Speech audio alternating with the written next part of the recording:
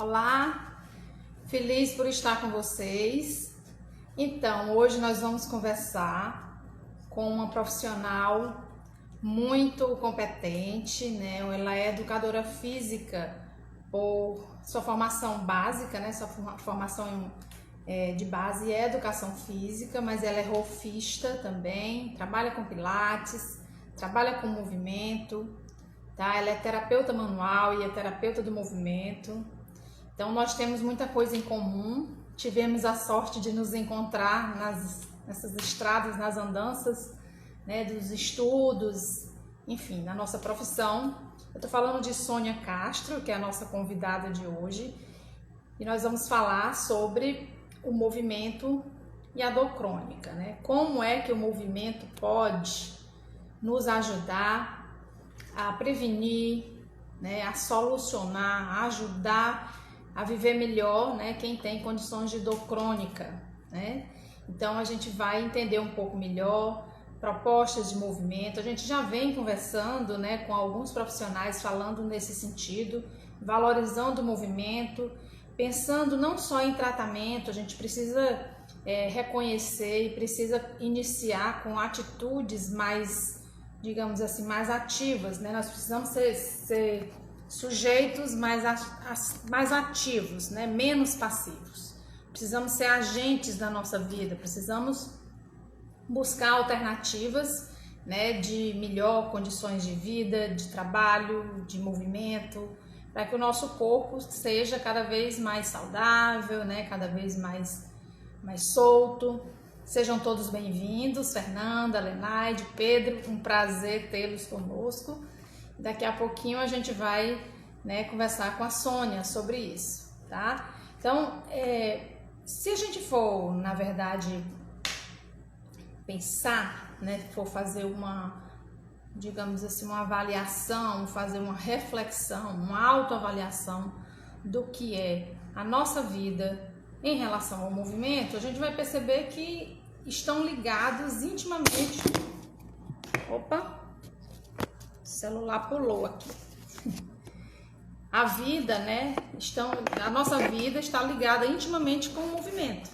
A gente tem movimento, gente, ainda na vida uterina, né? Dentro do útero, o bebê já se movimenta.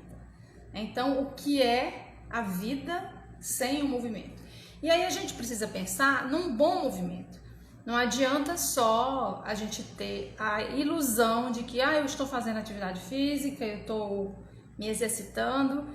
É importante sempre a gente avaliar e refletir se aquela atividade física que eu estou fazendo realmente está sendo adequada para mim, para minha necessidade, né, para minha condição de vida naquele momento, que tipo de contribuição aquela atividade física está me dando. Se está legal, ótimo. Se não está, vamos tentar ajustar para que você tenha, né, mais resultados mais satisfatórios, né, para o seu corpo, para a sua vida, tá? Porque a atividade física, ela é de suma importância, isso não se discute, né? Isso todo mundo sabe, todo mundo tem consciência disso, mas as atividades físicas, elas são diversas, né?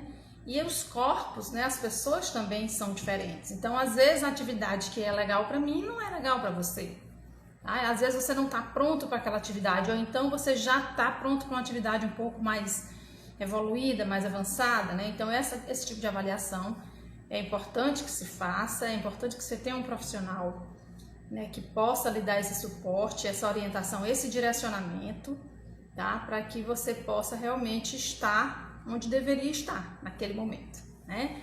Então a gente vai falar de movimento e de dores crônicas hoje. A gente vem falando de diversos temas e hoje a gente escolheu falar com a Sônia sobre isso, sobre, né, dores crônicas, porque muitas pessoas se encontram nessa condição de dor, né, de dores mais antigas, de dores que vão chegando, né, e vão se apossando de você, se apossando do seu corpo, e aí você vai se acostumando com ela, né? Então às vezes você até usa expressões do tipo a minha dor, né? Então se apossa da dor, fica amiga da dor, e isso não é, na verdade, o que a gente pretende, né? O que a gente precisa. A gente precisa ter um corpo mais solto, mais livre, mais leve, né? Então, como é que a atividade física pode me ajudar a ter essa qualidade de vida, essa qualidade de movimento,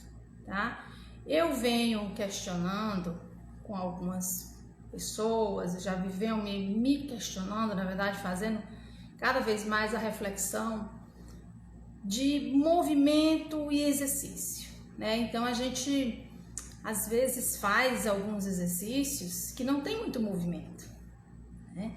Então se você for imaginar, por exemplo, alguém que caminha, né? Não, eu faço caminhadas, todos os dias eu vou ali na beira do rio, eu vou no meu condomínio, enfim, eu faço caminhadas, mas às vezes a forma como você está caminhando, a pisada, a força que você coloca no joelho, o tipo, a sustentação do seu tronco, como é a sua postura para caminhar, se você tá com o seu olhar alinhado com o horizonte ou se você está caminhando olhando para o chão. Então, às vezes é importante, né, a gente parar para pensar, vale a pena você parar para pensar e avaliar isso, se realmente aquela caminhada que você está fazendo tá legal, né? Ela vai ser ótima para uma questão cardiovascular, cardiorrespiratório, mas... Oi, Sônia, tô vendo que você já entrou, já eu chamo você, tá, gente? Eu vou chamar a Sônia pra gente conversar. Então, às vezes você tem um ganho cardiovascular, cardiorrespiratório, bacana, né? Um ganho aeróbico, um postural, né? Então, isso tem que ser avaliado, porque tem consequências, né? Outras coisas acontecem. Oi, Sônia. Oi. Tudo bem? Seja bem-vinda. Obrigada. Um prazer estar com você. Obrigada pelo convite. Um prazer enorme. Que bom. Nós também, né? Tenho a certeza de que ter você aqui para a gente conversar nessa noite de quinta-feira, terminando mais um mês, né? Aqui fria, bem gelada. Aqui quente. Aqui nós estamos a 35 graus, mais ou menos. Tá quente, Putz. né? Já tá um calor, né? Quase o nosso calor. Nosso calor chega um pouquinho mais, mas enfim. Tá? Então, que bom que você pôde conversar com a gente. Eu estava aqui falando já um pouquinho com as pessoas que estão nos assistindo. Tem algumas pessoas, o Pedro está aí, algumas pessoas que já lhe conhecem, né? E, enfim, estava conversando um pouco sobre a questão do movimento e do exercício. Às vezes a pessoa, né, diz, eu faço uma caminhada, mas, enfim, eu estava questionando sobre isso. Mas antes da gente entrar no assunto, fala um pouquinho de você para as pessoas te conhecerem, né? Eu já falei um pouquinho, tal, que você é educadora física e que trabalha com movimento, mas se apresenta para a gente, fala um pouco do seu trabalho. Então, eu sou educadora física já formada há 30 anos e fiz muitas coisas paralelas à educação física, trabalhei com técnicas de massagem na época, e em um determinado momento apareceu uma oportunidade de eu conhecer a liberação miofascial, acho que foi em 2004, por aí, e eu achei tão legal que eu falei, quer saber, eu vou me dedicar, vou estudar isso, né? E aí eu conheci o Rolfing, né? E do Rolfing foi me abrindo outros espaços de pensamentos de como que eu ia poder trabalhar, tudo aquilo que eu já sabia, eu já tinha entrado em contato, mas o Rolfing que me ampliou o campo de visão para trabalhos corporais e de movimento, né? E com isso eu falei, puxa, eu acho que eu vou estudar Pilates. E aí eu fui atrás do Pilates e queria unir o que eu via no Rolfing, se eu podia colocar no Pilates, como é que eu via o outro, como que era a minha leitura quando eu via o aluno. o que eu podia interferir positivamente com ele. Então, foi uma coisa assim, veio vindo gradativamente. E logo depois que eu já estava atuando como golpista, eu conheci o trabalho do Fernando Bertolucci, que é o médico, fisiatra, e fui fazer o curso dele de toque da tensibilidade, que na época tinha um outro nome, e que hoje é toque da tensibilidade, né? E aí eu fiquei encantada, falei, gente, que legal, que demais, e fui, fiz o curso com ele, apliquei bastante tempo, acho que desde 2012, eu continuei aplicando, e quando aconteceu, né, uma oportunidade, o Fernando me convidou a Grace, na época, né, os primeiros convidados, aí para a gente ser auxiliar dele nos cursos, né? Então, esse contato contínuo com ele, com o trabalho, que a gente tem esse contato semanalmente, foi crescendo mais, assim, o meu conhecimento, mas, assim, com uma vontade de aprender mais. Não é que o conhecimento está aqui e ficou, não. Parece que aumentou a vontade de aprender, né? E aí, com os meus alunos, eu comecei a querer utilizar tudo que eu aprendi, mas eu via que eu poderia ajudar mais, né? E aí eu fui pesquisando outros assuntos relacionados a movimento, entrei um pouco mais na fisiologia, um pouco mais na anatomia, né, para entender certos mecanismos e tal, e foi muito bom, porque me trouxe um respaldo maior dos problemas que vêm para a gente, que tem solução, mas às vezes você, como educadora física, fala, como é que eu vou diminuir a dor dessa pessoa? Se eu quero entender melhor essa pessoa, eu tenho que ter uma anamnese mais objetiva com essa pessoa, né? E mais ou menos isso é onde eu estou hoje. Não vou parar nunca mais, né? Não tem como, né? A gente vai se envolvendo, se apaixona pelo que faz, né? E aí não tem como parar. Tá sempre com um projeto novo, sempre com uma visão. Eu também fico, às vezes eu fico incomodada com isso na verdade, incomodada com um bom incômodo, né? O que me incomoda me impulsiona. Isso para mim funciona muito bem. Então, às vezes raramente eu passo um ano sem fazer uma formação. Não que seja uma formação nova, mas às vezes um aprofundamento no que você já faz, né? Porque eu acho que depois que você encontra um caminho, né, um rumo que você vai seguir, porque na nossa profissão, que eu sou educadora física como você, e aí depois fiz fisioterapia, são duas áreas que têm um grande leque de atuação, né? Você tem N possibilidades de atuar.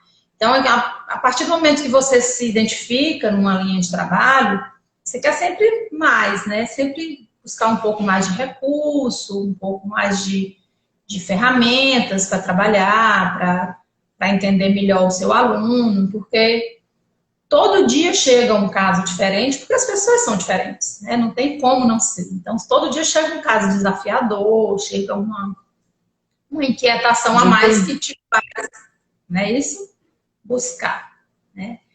Exatamente. Então, vamos falar então um pouco mais para as pessoas que estão nos assistindo e que vão nos ver depois. Muita gente assiste depois, né? Os horários agora estão bem concorridos na internet, está tudo... Tá tudo... agora está todo mundo junto. Todo mundo junto, Então, muitas pessoas assistem depois. Então, vamos falar um pouco do nosso trabalho, né? Como é que a gente ajuda as pessoas. E eu sempre gosto de falar isso nas lives, e vou repetir mais uma vez, que sempre tem alguma pessoa nova.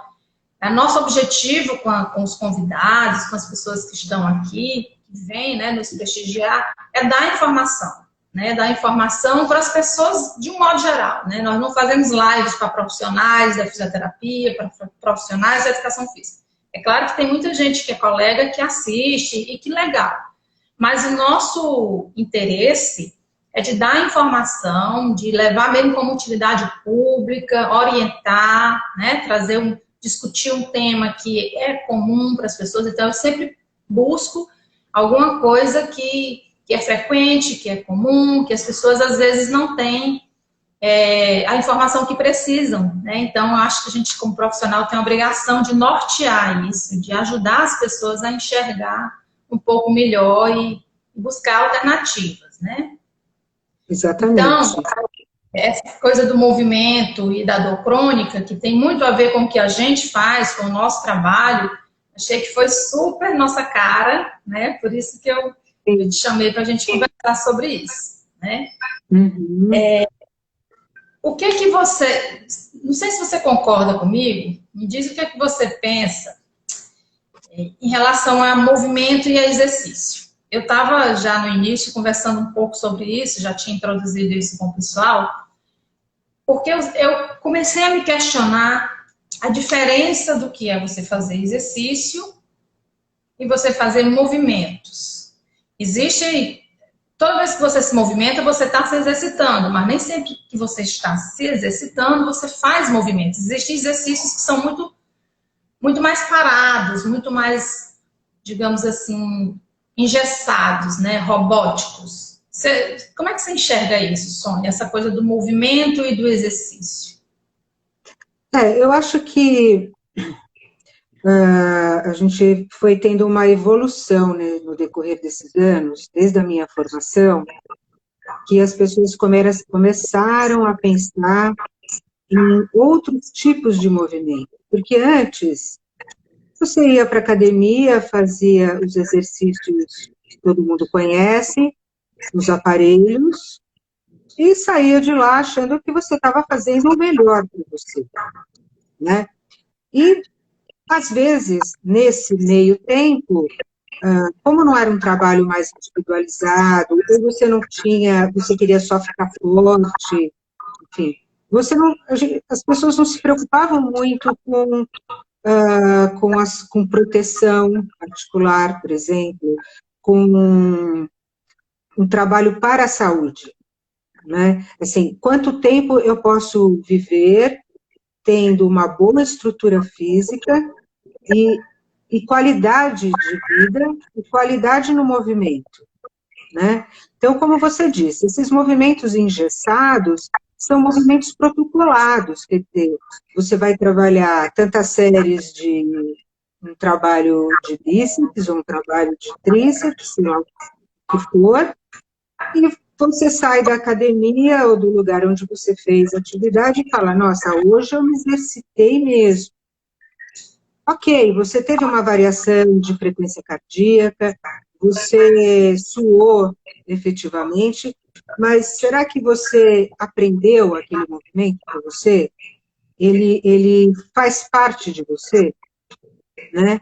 Porque como é automático o movimento já padronizado, você não pensa nele. Eu acho que a diferença que tem entre fazer exercício e se movimentar conscientemente, eles são totalmente diferentes, apesar de falarem a mesma língua, eles não estão falarem a mesma língua no sentido, isso é trabalho, exercício físico, mas eles não falam a mesma língua quando você leva o trabalho para você. Porque eu acho que um trabalho que você usa a consciência, que você usa a percepção, você leva para sua casa isso. Não fica na academia, na fichinha que você coloca lá no arquivo e vai embora. Entende? Você vai para casa com uma sensação de uma certa apropriação de você com você mesmo, com o seu sistema, e isso começa a virar uma educação. E isso você vai progredindo depois no movimento, porque quanto mais percepção você tem, mais você aprende. né? E você começa a ser uma pessoa independente, porque você pode fazer num momento que nem agora, por exemplo, teve o Covid. Ah, eu sei alguns exercícios que me fazem bem, eu aprendi a fazê-los, então você não pode justificar mais que você não tinha o que fazer e com quem fazer. Eu acho que essa é uma diferença que leva um pensamento novo,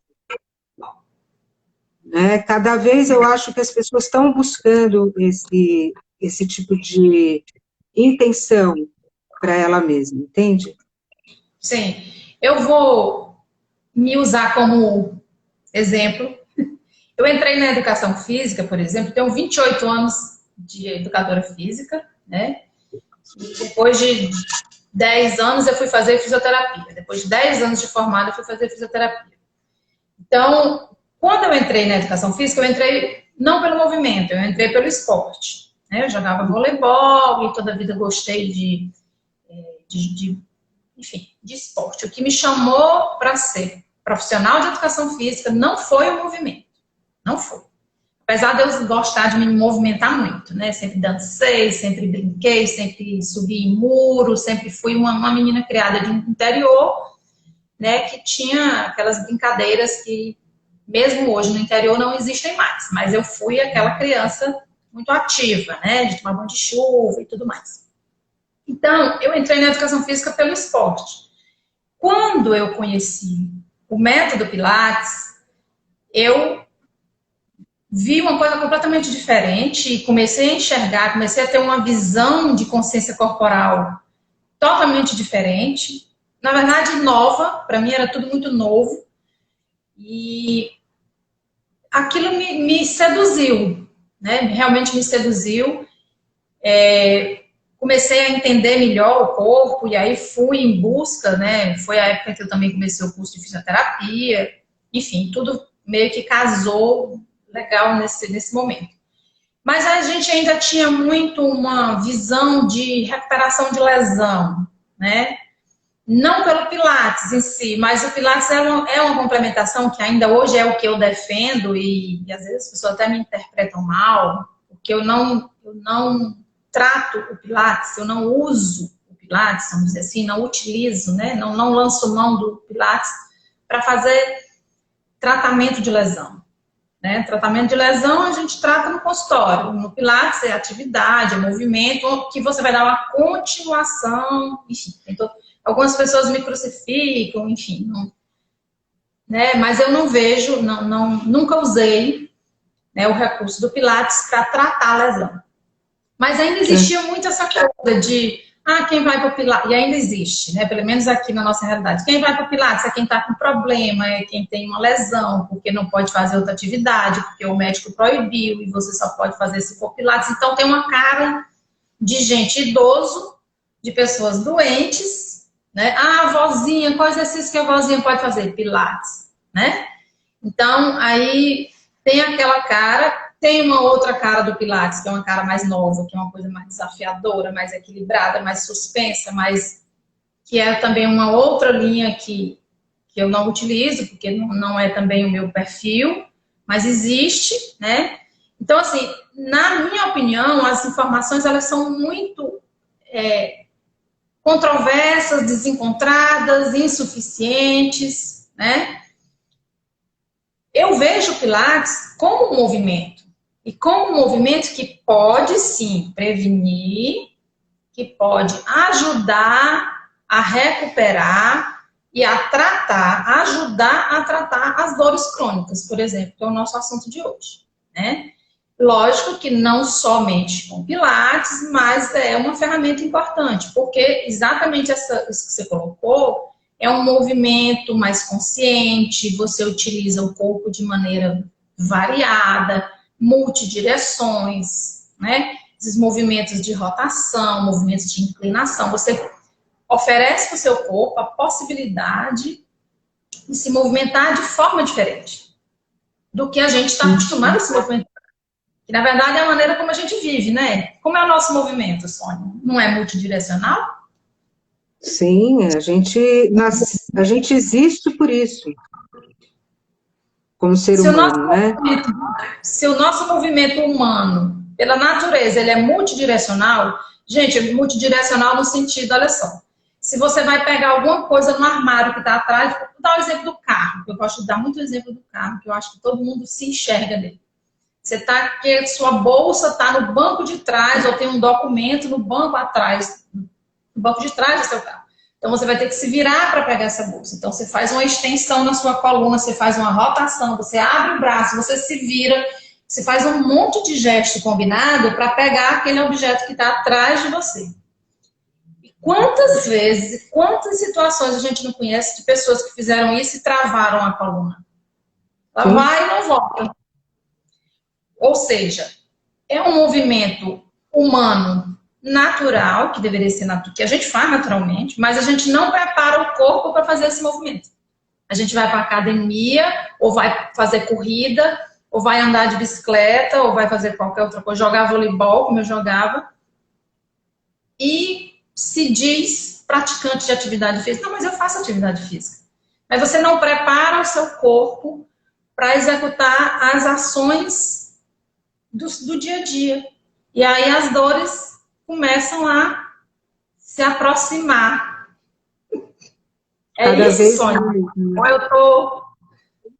Não, eu acho que tem, lógico, tem coerência no que você está falando, porque a gente já passou por tudo isso. Então, eu acho que não é só uma questão de porque eu aprendi, não, é porque eu vivenciei, e nessa vivência a gente aprendeu que multidireção é muito melhor, que trabalhar nos 3 planos de movimento é muito melhor, ele é muito mais funcional, né? Ele te traz um aperfeiçoamento do movimento, porque, usando o teu exemplo, né, eu vou virar para pegar a bolsa, hoje eu vou parar o carro primeiro, e aí eu vou saber como eu vou me movimentar, respeitando os meus limites. Então, se eu posso fazer uma rotação um pouco maior, porque eu tenho essa possibilidade, eu faço. Senão, eu vou me organizar de um jeito que a bolsa seja, na hora que eu pegar, eu posso voltar sem medo. E posso fazer isso centenas de vezes no dia, por exemplo. É lógico que eu vou ter que compensar depois, pegar alguma coisa para o outro lado também, se a minha vida for só pegar a bolsa várias vezes, né? Então, eu vejo como que quando você trabalha no quadradinho, você não trabalha em várias direções, você não trabalha em todos os planos.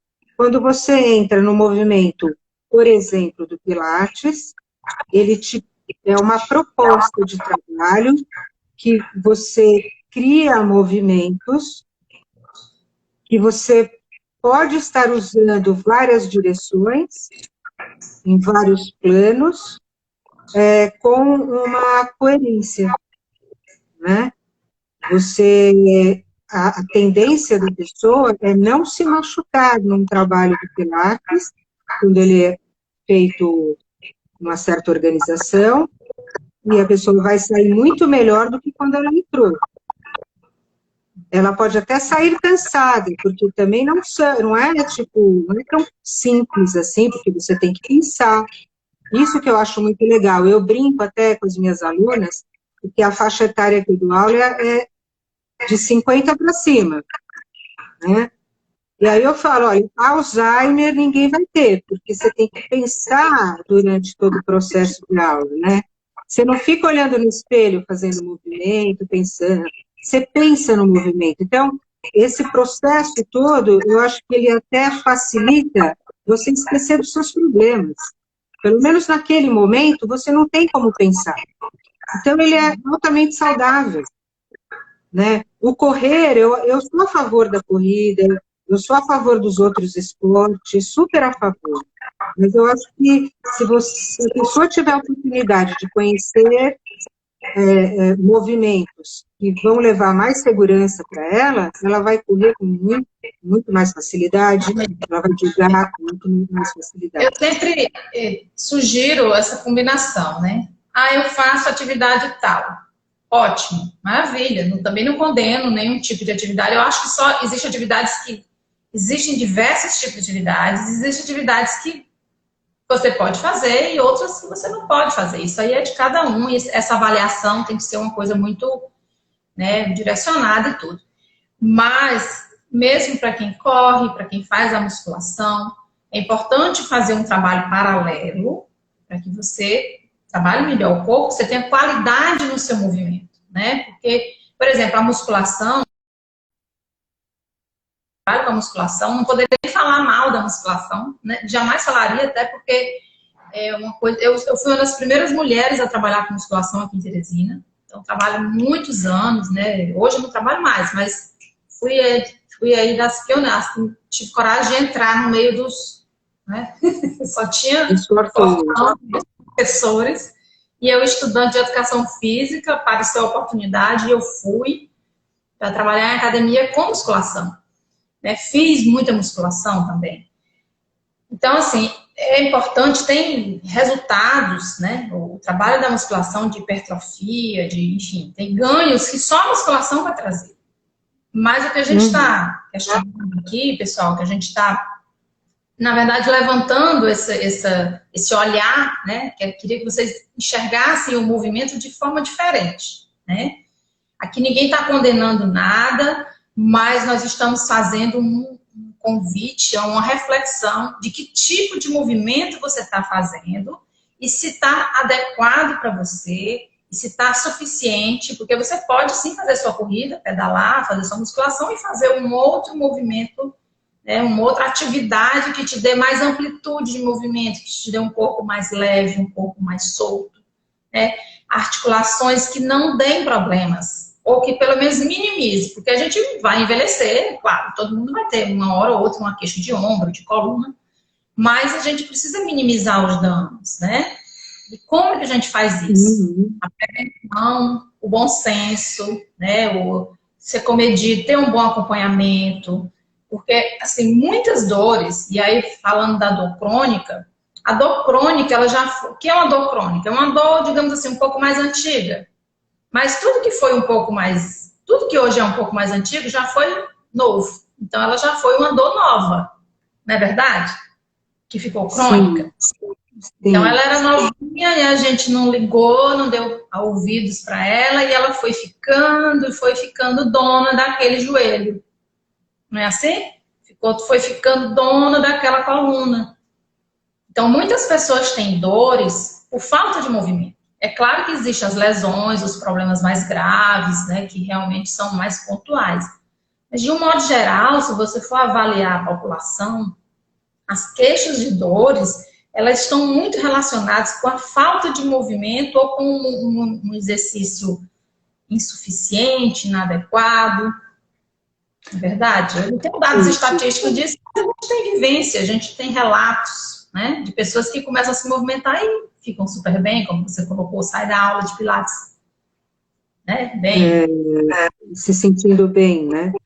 Então, eu acho que tem, vamos dizer assim, paralelamente, né, juntamente com o trabalho de movimento, eu acho super importante, que é uma coisa que, por eu ter muita procura de alunos que vêm com dor crônica, também pelo toque de tensibilidade, então vem muita gente com dor crônica, eu comecei a falar, gente, como é que eu vou mobilizar essas pessoas, porque muitas com dor crônica têm medo de se mexer.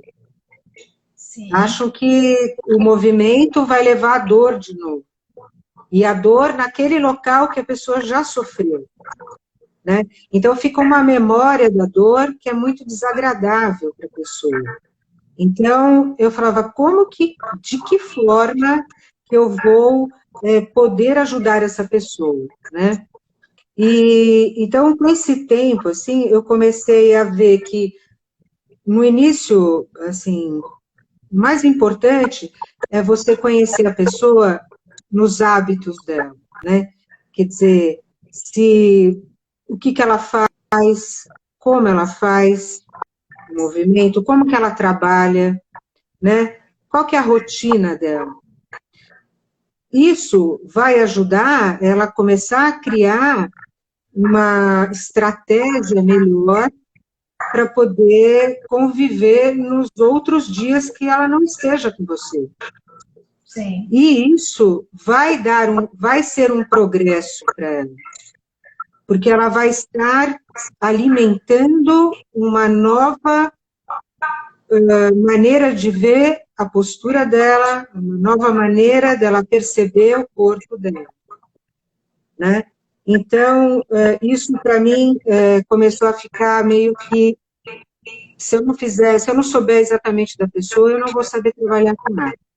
Então, no meio dessa anamnese toda, eu vou começar a propor e vou pedir para ela fazer movimentos que cotidianamente ela faz. Porque muitas vezes as pessoas se machucam, não é no exercício, é no dia a dia, é na vida que a pessoa leva. Então, assim, por exemplo, a pessoa trabalha o dia inteiro sentada. Você acha que é uma pessoa que vai ter condições de ter grande mobilidade, de ter uma articulação funcionando, enfim, uma fisiologia ali interna do corpo trabalhando? Ela não tem, né? Se ela tem cada dia menos. E vai ter uma hora que as dores começam a aparecer, né? Então, eu acho que esse encontro com o aluno, com o paciente, com o cliente, é você, primeiro, ter certeza do que ela faz. E como que você vai ajudar nisso? E tem uma outra coisa também, ela dorme bem? Porque se ela não dorme bem, ela vai estar quebrada no dia seguinte, né? Então, assim, o sono é muito reparador. Então, ela dorme bem, ela usa muito açúcar, porque o açúcar é uma delícia, gente. Eu sou a pessoa que mais ama doce em terra. Mas a gente vê que aumentam as inflamações, né? Então, a gente percebe, porque a gente lê a respeito, porque a gente ouve, não é porque a gente acha, né?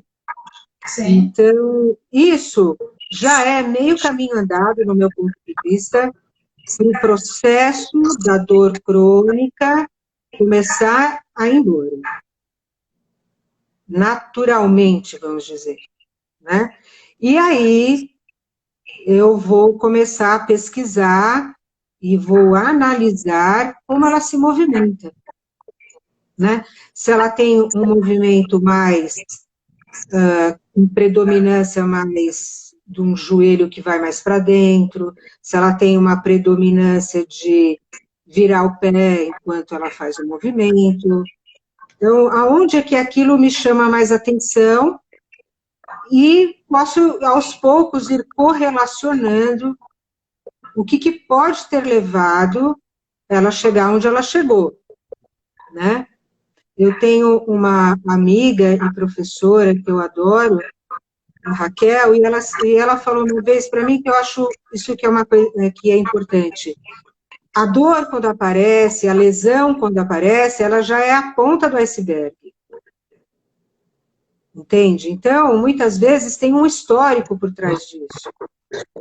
Eu acho que em cima desse histórico é que dá para você começar a montar um pensamento de trabalho. E aí, seja como for, se vai ser dentro da clínica no início, depois vai para um movimento mais direcionado no chão, depois vai para o aparelho do Pilates, porque nós somos formadores no sentido de ter todos esses elementos, que a gente pode conduzir o aluno, nós somos educadores físicos, a gente tem essa habilidade.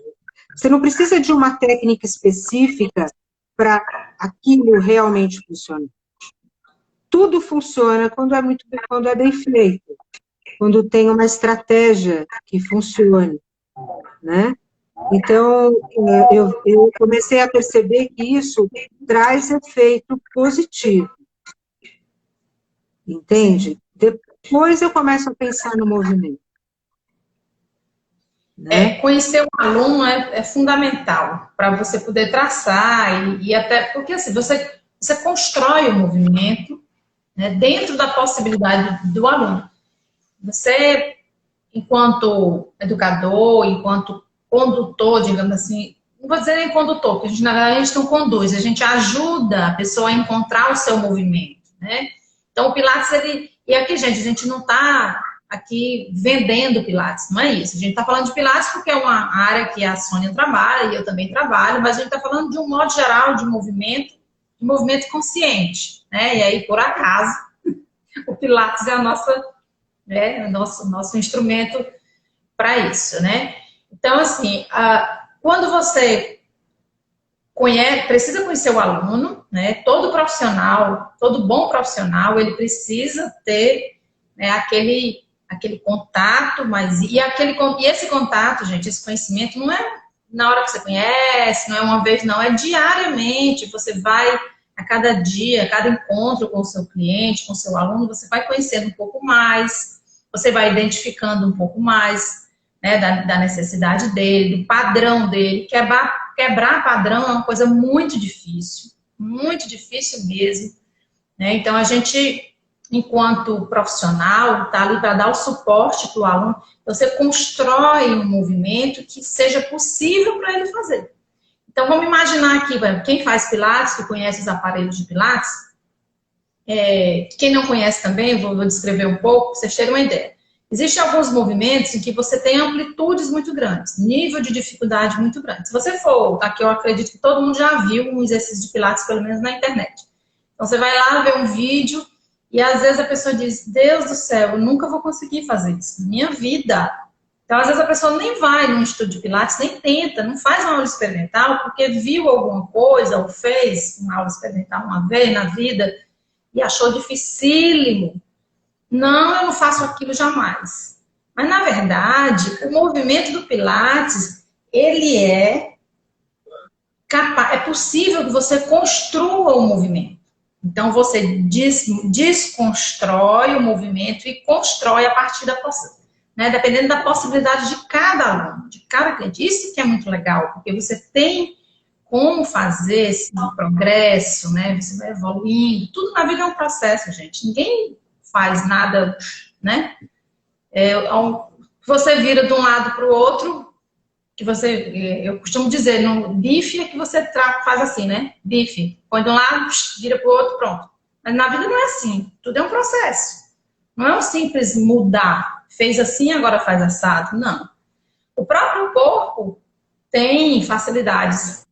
De um lado, do outro lado é mais difícil você fazer o mesmo movimento. Então, todo mundo que faz exercício sabe disso. O meu lado direito é mais fácil para umas coisas, o lado esquerdo não sabe nada, coitado. Eu tenho um aluno que diz assim, meu lado esquerdo é totalmente analfabeto, ele não entende nada. Você pega para fazer um movimento do lado direito, vai ótimo, lindo, o lado esquerdo vai todo desorganizado. Mas não é isso é uma questão de domínio mesmo, de habilidade, e é diferente, né? É diferente o movimento. Então, a gente consegue trabalhar a coordenação motora nesses movimentos mais perceptivos, né? Exatamente. Então, a pessoa vai criando uma percepção, e da percepção ela vai melhorando a qualidade do movimento dela. Porque ninguém nasceu sabendo, entende? Então, tem movimentos que são mais difíceis, mas eles não são impossíveis. Agora, se você tem qualquer outra questão, que aquele movimento específico não vai te trazer benefício, você não faz. A gente tem uma gama de movimentos que são ótimos, né? E que a gente tem realmente, eu acho que um dos poucos diferenciais que eu vejo no Pilates é que ele nos ensinou, através do pensamento, da técnica, como você perceber em você o movimento. Isso nós não tínhamos em outros lugares de aprendizado, né? Em trabalhos mais, o tempo todo trabalhando a parte fásica do músculo, força, força, força. Quando você começa a trabalhar a musculatura tônica, que essa musculatura mais profunda, é aonde você começa a perceber as diferenças. Se você está com um lado mais alto, você tem um lado mais baixo, né? Se você consegue sentir aquele alongamento, aquele crescimento que a gente percebe no corpo enquanto faz o exercício. É a musculatura tônica que atua. E a gente sabe também que a musculatura mais profunda é a que tem que ser trabalhada efetivamente para diminuir a dor crônica. Porque musculatura de sustentação, por exemplo, se for pensar na coluna, os músculos mais profundos aqui estão ali na ativa o tempo todo. Né? O tempo todo são exatamente. Então, assim, quando você pega pessoas com dor crônica, você pode colocar na sua lista do atendimento trabalhar musculatura profunda, porque ela está na fásica o tempo todo. É uma pessoa que não relaxa, é uma pupeladora, ela não consegue relaxar. Então, você vai fazer uma busca de um equilíbrio entre essas forças, e depois disso que você vai começar a pensar ganho de força, estabilidade, né? A hora que você consegue resgatar essa percepção para a pessoa, ela começa a te dar um retorno do trabalho que está acontecendo, e em cima desse trabalho, é a hora que você vai poder pensar, posso entrar com coisas novas para você? Né? Vamos, então, agora trabalhar outra forma que você nunca fez na vida? Mas para a pessoa chegar nesse lugar, ela precisa, estou falando de dor crônica, tá? Ela precisa passar por esse processo de uma nova percepção, sair daquele quadro que dificultava ela pensar no exercício, e depois que você passou disso, a dor começa a diminuir. E você não precisa fazer muita coisa muito assim, tipo, mirabolante, né? A gente tem muitas ferramentas, nós temos um repertório gigantesco, mas eu acho que nessa fase o pouco é muito, sabe? A história do menos é mais, né? Porque Exatamente. quando você...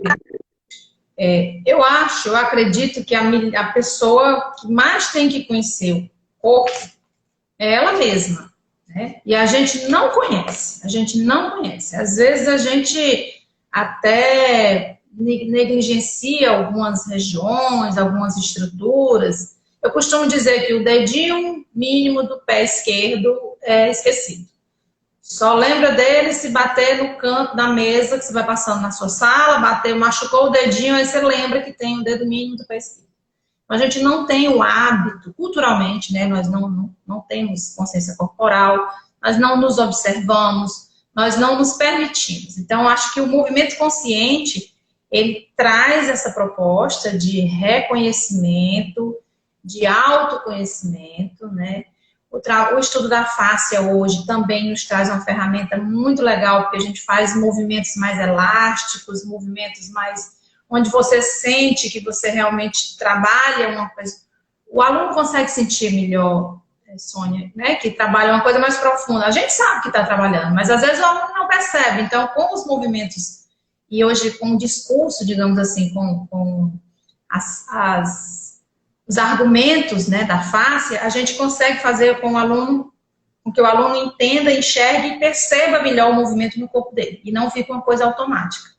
Quando a gente fala de dor crônica, a gente também não está falando só de pessoas idosas, tá, pessoal? Eu conheço muita gente jovem, que eu digo logo que é ferrugem. Digo logo, ó, seu problema é ferrugem. Eu jogo logo pesado.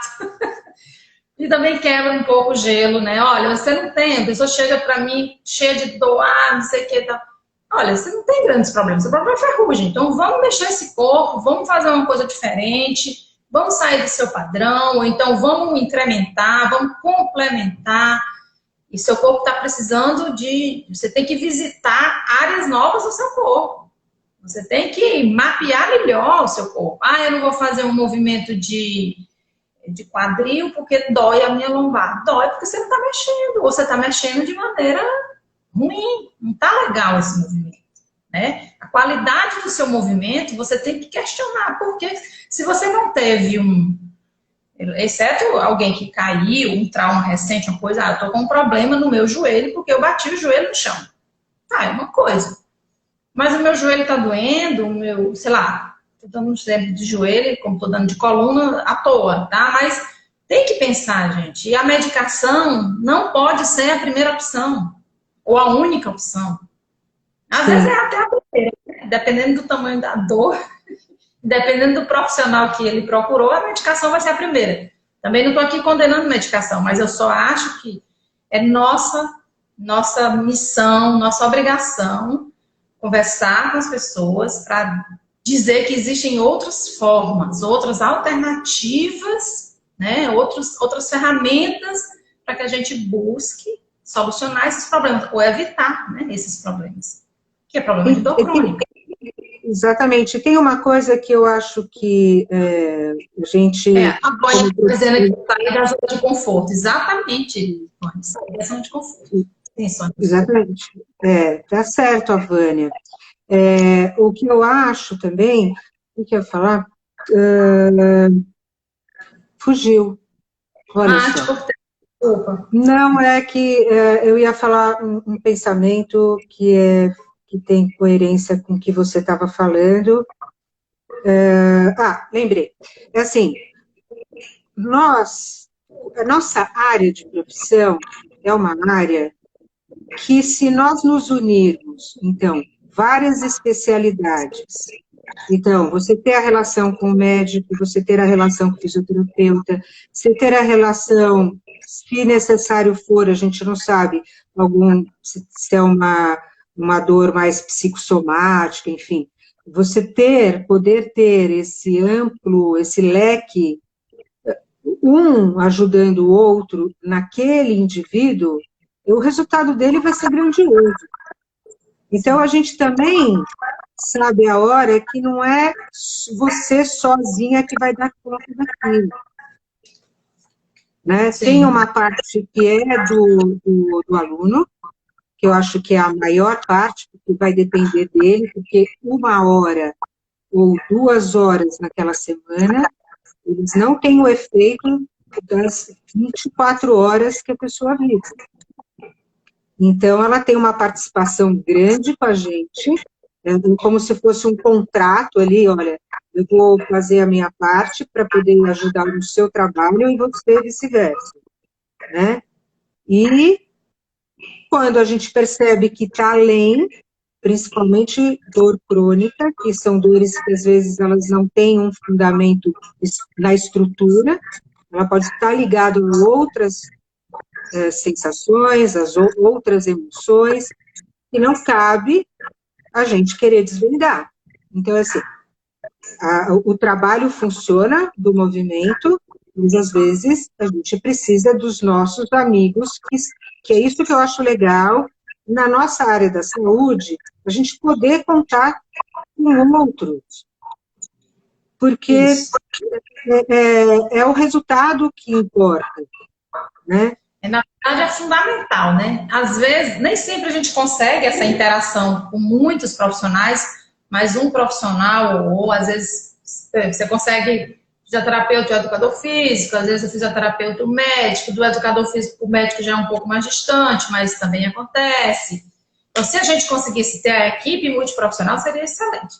Mas a gente caminha para isso, a gente orienta, né? E a gente até batalha, né, para isso, para conquistar.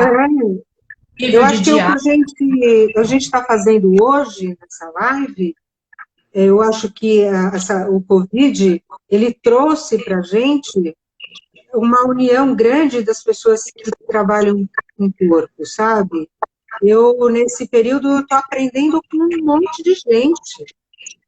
Cada dia eu ouço uma live diferente a respeito de um assunto que eu gostaria de ter entendido mais, mas a live já me deu alguma luz.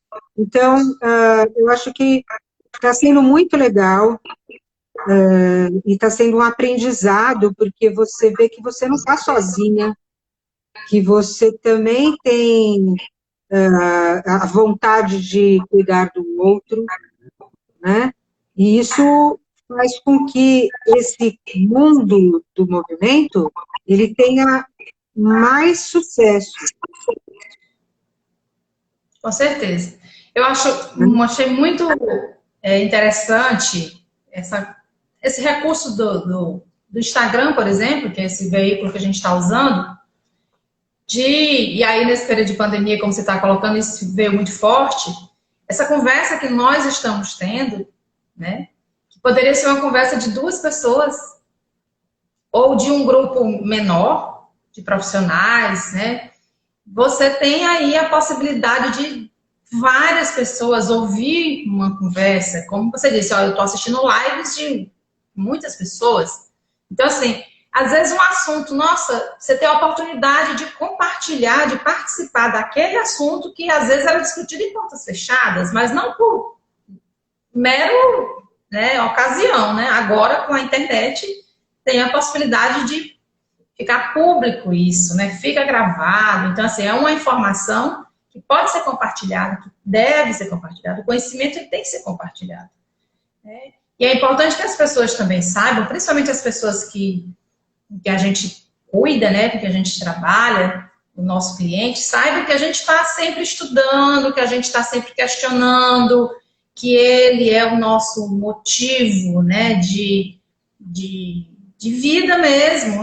Um caso ou outro que você não consegue entender, então você fica matutando, você vai buscar, você pergunta a um colega, você quer ajudar as pessoas. Então, nós profissionais de saúde, acho que todo profissional, mas vamos puxar para o nosso aqui, no profissional de saúde, nós temos essa preocupação e esse cuidado com o nosso cliente, de querer entender, de querer ajudar, né, fazer cada vez melhor, para que todo mundo fique bem. Não é uma questão comercial meramente, é uma questão de compromisso profissional de saúde. Então, eu acho que isso é muito sério, é muito lindo até, é muito bom, isso é uma coisa que, pelo menos, me alimenta diariamente. É saber que eu ajudei alguém. Quando eu não consigo ajudar, eu fico triste, eu fico meio frustrada, enfim, mas... Mas faz parte, né? Faz parte. Eu só acho que o que a gente precisa, de verdade, como resultado, nós sermos eficientes, né? Porque a nossa eficiência vai trazer um benefício. Então, para você ser eficiente, você tem que aceitar certas coisas e não aceitar certas coisas. E em falar aquilo que você acredita, se funciona ou não, né? Eu acho que a gente tem que ter um critério dentro de tudo que a gente está vendo, se ele é real. Se ele, lá na frente, vai ter o resultado esperado. Porque falar que funciona é diferente de falar que deu certo efetivamente, que a pessoa não voltou a ter crise, que a pessoa... Não existe isso. Entendeu? Eu acho que essa segurança do trabalho, que a pessoa vai embora para casa ou vai ter a vida dela, ela está segura do que está sendo feito para ela. Né? E essa confiança que é muito legal no nosso trabalho. É verdade. Eu acho que um profissional sério, né, sempre vai pensar dessa forma, compromissado e responsável, né? Deixa eu te dizer, o nosso tempo está acabando, passa rápido, né? Mas sabe, eu achei que eu fosse falar, nossa, será que vai dar tempo? Achava que eu não ia saber mais o que falar, imagina, eu podia ficar mais 2 horas. Então, não, tem assunto para a gente conversar muito. Então, se está acabando, vamos nos despedir das pessoas. Queria agradecer a todo mundo que está aqui, gente. E foi muito bom, Sônia, conversar com você. Obrigado. Obrigada a Segundinho. você. Tá, obrigada a todos, viu? Tchau, Namastê. gente. Obrigada por todos vocês terem ficado até aqui com a gente e até a próxima. Beijo. Até.